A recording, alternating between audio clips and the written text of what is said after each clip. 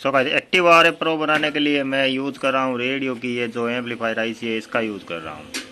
अगर आपके पास ये आईसी नहीं है तो आप LM386 से भी बना सकते हैं, उससे भी काम चल जाएगा। कुल मिलाकर जो सारा मैकेनिज्म है वो बैटरी ऑपरेटेड होना चाहिए, वरना जो नॉइज है वो काफ़ी बढ़ जाएगी।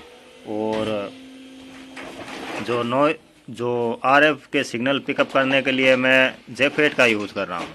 अगर आप चाहे तो ट्रांजिस्टर का भी यूज़ कर सकते हैं, पर वो इतने एफिशिएंटली काम नहीं करेंगे। काम तो कर जाएंगे पर इतने एफिशिएंटली नहीं करेंगे, क्योंकि जेफेट का इनपुट इम्पीडेंस काफ़ी हाई होता है। और ऑडियो को सुनने के लिए, कोई भी आवाज़ को सुनने के लिए कि स्पीकर, कोई भी छोटा सा स्पीकर आप ले सकते हैं। और इस सारे की जो पावर सप्लाई है वो मैं 3.7 वोल्टेज की पावर सप्लाई यूज़ कर रहा हूँ, जो कि ये है। इस बैटरी से मैं इसको पावर ऑपरेट करूँगा। सीधे हम जो पावर सप्लाई उससे नहीं देंगे, उसमें क्या होगा गाइस की नॉइज़ काफ़ी बढ़ जाएगी, हमिंग की साउंड बहुत ज़्यादा आएगी उसमें, क्योंकि जो सारा मामला है वो काफ़ी हाईली सेंसिटिव हो जाता है। इसलिए कहीं भी जैसे कि रेडियो की ट्रबल शूटिंग हो गई, कोई भी जो ऑडियो एम्पलीफायर्स की ट्रबल शूटिंग है, उनकी फॉल्ट रिपेयरिंग है, वहाँ पर भी काम है। ये बहुत ही अच्छी तरीके से काम करे, क्योंकि ये हाईली सेंसिटिव होती है और इसका जो आरएफ पिकअप करने का जो एम्पलीफिकेशन इसका गेन होता है वो भी काफ़ी हाई होता है। इसलिए ये दूर से ही ऑडियो को पिकअप कर लेती है, जो हमें वायर को अटैच टच करने की ज़रूरत नहीं है कहीं पर। अब कुछ लोग बोलेंगे कि यार तू कहाँ पर ये लेके बैठ गया, पुराने ज़माने के ऑडियो प्रेप रेडियो वगैरह, टीवीज़ वगैरह, उनकी ट्रबल शूटिंग, कहाँ पर डिजिटल का ज़माना चल रहा है, कहाँ तू एनालॉग में घुस गया है। मैं उनसे ये बात कहना चाहूँगा गाइज कि ये जो प्रोब है वो डिजिटल सर्किट्स में भी काम आ सकती है। आप डिजिटल जो ऑडियो एम्पलीफायर्स होते हैं, जो क्लास डी एम्पलीफायर होते हैं, उनकी ट्रबल शूटिंग के लिए भी इसको यूज़ में ले सकते हैं। चलिए गाइस इसे बनाना स्टार्ट करते हैं। यहाँ पर मैं रेडियो की ऑडियो एम्पलीफायर आईसी का यूज़ कर रहा हूँ। आप LM386 का यूज़ भी कर सकते हैं, वो भी अच्छी तरीके से काम करेगी। और आरएफ प्रोब के लिए मैं एक जेपेट का यूज़ कर रहा हूँ। यहाँ पर मैं आपको आरएफ जेपेट बता रहा हूँ, पर मैं इसके अंदर माइक का जेपेट लगाऊंगा। जो हम कंडेंसर माइक यूज़ करते हैं, इलेक्ट्रेट माइक, उसका जेपेट लगाऊंगा। ये भी अच्छी तरीके से काम करेगा, पर गाइज वो उससे भी ज़्यादा गेन प्रोवाइड कर सकता है। ऑडियो सुनने के लिए आप किसी भी स्पीकर का यूज़ कर सकते हैं। यहाँ पर मैं ये एक स्पीकर ले लेता हूँ। वैसे इस प्रोब को गाइज आरएफ सिग्नल या फिर एफ सिग्नल ट्रेसर भी आ जाता है। इसको हम इस पतली सी पीसीबी के अंदर सारा मामला जो है, सारा सर्किट इसके अंदर फिट करेंगे। एक बार गाइज मैं आपको इन डायोडों के बारे में बता देता हूँ। यही काम हमारे मेन काम करते हैं, क्योंकि जो आरएफ के सिग्नल होते हैं उनमें से ऑडियो को निकालने का काम यही करते हैं। ऐसा मान लीजिए कि डीमॉड्यूलेशन का काम। तो ये जर्मेनियम डायोड है गाइज। आप इनकी जगह जो वाइडली यूज़ होते हैं 4148 वो भी यूज़ कर सकते हैं, या फिर जो रेडियोज टीवीज़ के अंदर जो जर्मेनियम डायोड होते हैं OS79 वो भी यूज़ कर सकते हैं। बस बात इतनी है कि जर्मेनियम डायोड होना चाहिए। सो गाइस ये इस प्रोब का सर्किट डायग्राम है पूरा। यहाँ पर नीचे ऑडियो एम्पलीफायर है और ऊपर प्रोब का सर्किट है।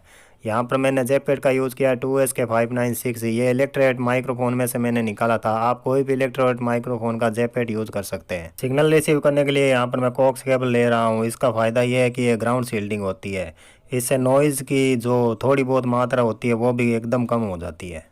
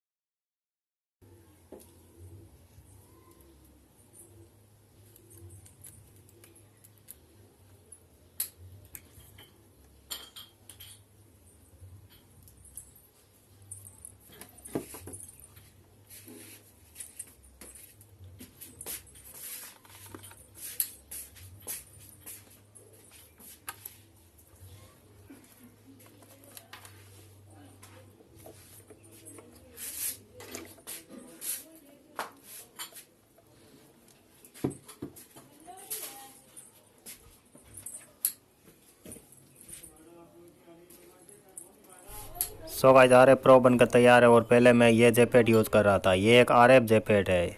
ये इतनी अच्छी सेंसिटिविटी नहीं दे पा रहा था, इसलिए मैंने यहाँ पर एक इलेक्ट्रेट माइक्रोफोन का जेपेट यूज़ किया है और वही मैंने सर्किट में ही बताया है। ये देखिए इलेक्ट्रेट माइक्रोफोन को मैंने तोड़ दिया और इसके अंदर जो जेपेट निकलता है छोटा सा, उसका यूज़ किया है। इसकी सेंसिटिविटी गाइस बहुत ही अच्छी होती है।